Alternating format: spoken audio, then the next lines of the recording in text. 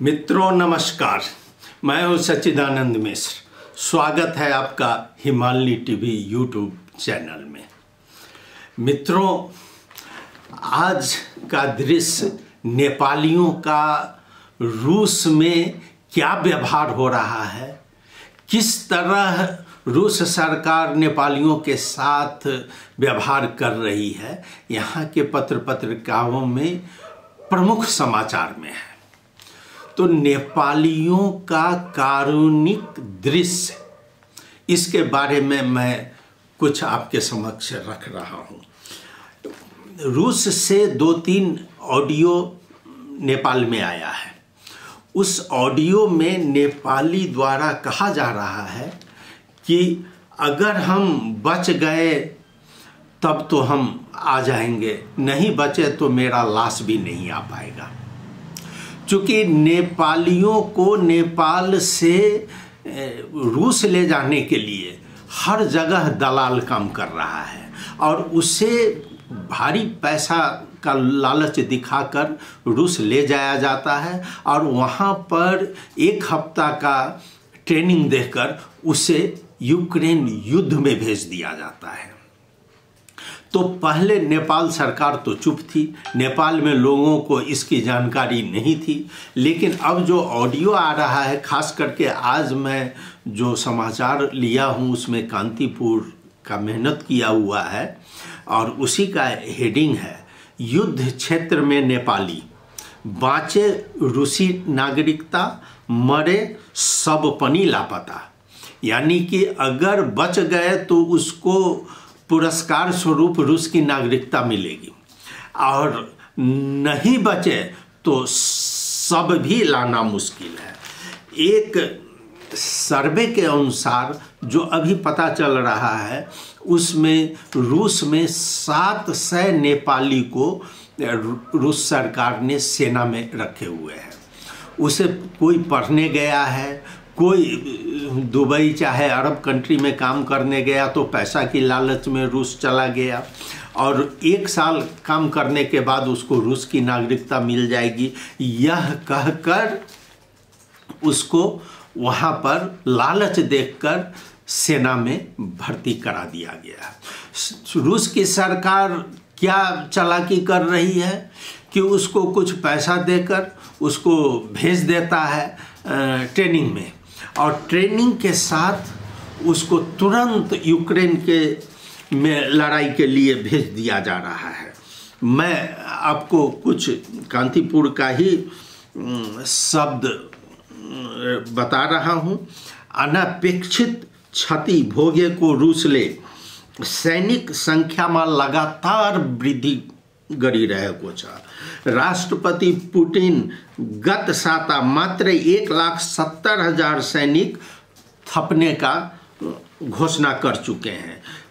3 लाख तलब और 1 वर्ष के बाद सीधा रूसी नागरिकता, इसी लोभ में वो वहाँ नेपाल से लोगों को बुला रहे हैं और नेपाली कोई वहाँ नियमतः नहीं जाते हैं लेकिन चोरी छिपे वो विभिन्न कंट्री से वहाँ पहुँच रहे हैं और वो पहुँचकर ये काम कर रहे हैं। अभी भी आपको पता है कि ये रेड जोन उसका रसा का, वो रेड जोन बहुत ही खतरनाक जोन है और उस जोन में सैकड़ों नेपालियों को भेज दिया गया है। रेड जोन का मतलब है कि अब वो बच नहीं सकता है, वो या तो यूक्रेन के साथ वो लड़ाई में मारा जाएगा और या वहीं उसको दफना दिया जाएगा। अब यही आ रहा है। उनके बारे में कहा गया जो 1 साता देखि 10 दिनसम्म तालिम दिएर रेड जोनमा पठाउने गरेको छ। मलाई 10 दिन मात्र तालिम दिएर रेड जोन पठाउने लागेको हो। रेड जोन भनेको 90% जान जोखिम का रेड जोन है। अब इस तरह नेपालियों का वहाँ से चित्कार आ रहा है और हमारी सरकार अब क्या करेगी। हमारी सरकार अभी परेशान है कि एक तो एनसेल इसको परेशान कर रहा है और दूसरा ये नेपाली रूस सरकार नेपालियों को बचा नहीं पा रही है। आपको हम बता दें कि रूसी सैनिक ये यूक्रेन में मारिए का गोरखा का संदीप थपालिया, अब आपको इसकी जानकारी हम दे रहे हैं। थपालिया का भाई रूसी सैनिक अधिकारी ने ऐसा संदेश भेजा है कि उसका 14 जुलाई को 12:30 बजे उसके भाई का वहाँ निधन हुआ उसमें, और वह रूसी सैनिक कमांडर ने खबर भेजा है कि तुम्हारा भाई का डेथ हो गया है और उसका शव दफना दिया गया है। हमसे इस होने वाला सबसे ज़्यादा यही है और हम इससे ज़्यादा कोई काम नहीं कर सकते हैं। यही है रूसी सेना का, रूसी सरकार का संदेश।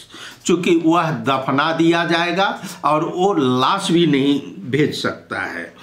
और जो लोग वहाँ पर है वो कह रहे हैं कि जैसे ही दो गड्ढा में रख दिया जाता है और गड्ढा में जब भी आगे बढ़ते हैं तो उसका सर नीचे करके जाना पड़ता है। अगर सर ऊपर हुआ तो यूक्रेनी ड्रोन वहाँ चलता है और ड्रोन से उसका शूट कर दिया जाता है और वो वहीं पर ख़त्म हो जाता है। ये वहाँ से आ रही है वहाँ की खबर। अब कांतिपुर ने संपर्क किया है, उसके अनुसार यह बात है कि एक व्यक्ति उस मैदान से खबर कर रहा है कि हामी 22 दिन समय युद्ध स्थल में ढाकिएको हुन्छु।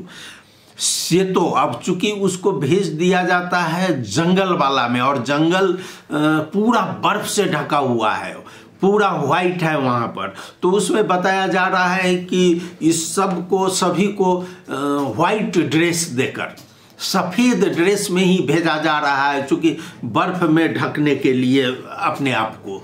और उसमें अगर यूक्रेनी ड्रोन आ गया तो उसको वहीं पर ख़त्म कर दिया जाता है। अब इस तरह बताया जा रहा है कि बाँचेर पोस्ट में फर्किएपछि मात्र आफन्तलाई तेस्रो व्यक्ति मार्फत खबर सुनाएको एक अर्का घायतेले बताए। जो घायल लोग हैं उससे जानकारी ली गई है और उसके द्वारा यह कहा गया है।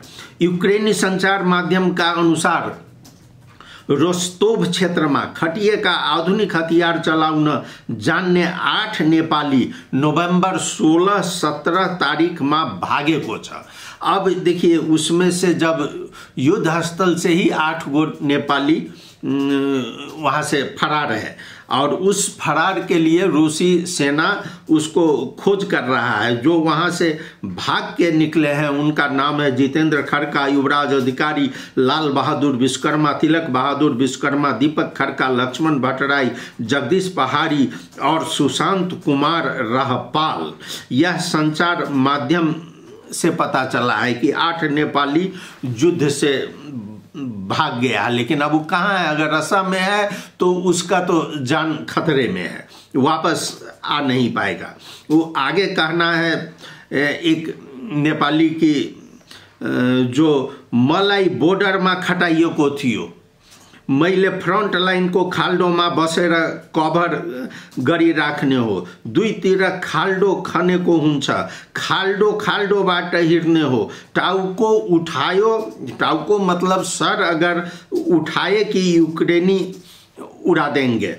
बम चारों तरफ से बम का प्रहार हो रहा है और बस उससे बचकर उस गड्ढा में, खाल्डो मतलब गड्ढा, उसमें बैठना पड़ता है। ये 15 लोगों की टीम उसमें नेपालियों की टीम थी। बहुत साथी उसका घायल है लेकिन अभी देखने वाला कोई नहीं है। अब उसका कहा गया है कि रेड जोन बाट फर्किएका शिशिर विश्वकर्माले जो रेड जोन से वापस आ गया है उसके बारे में कहा गया है कि 7.5 लाख खर्चेर उनी अध्ययन गर्न 1 वर्ष अगाडि रूस पुगेका थिए।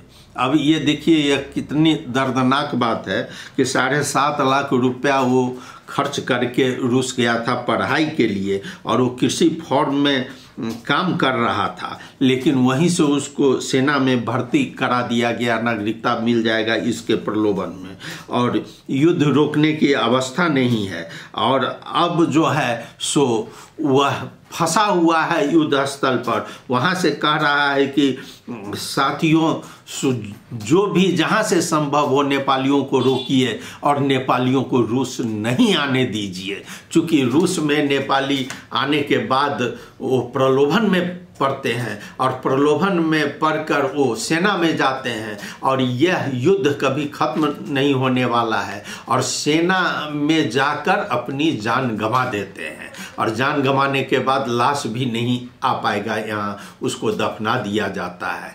यह रूसी सेना अपनी मजबूरी बता रहे हैं। तो मित्रों, मैं आज आपके समक्ष यह नेपालियों का कारुणिक दृश्य का एक प्रस्तुति यहाँ रखा। आपको कैसा लगा आप ज़रूर बताइएगा, अपना कमेंट ज़रूर भेजिएगा। आपने सुना, बहुत बहुत धन्यवाद। नमस्कार।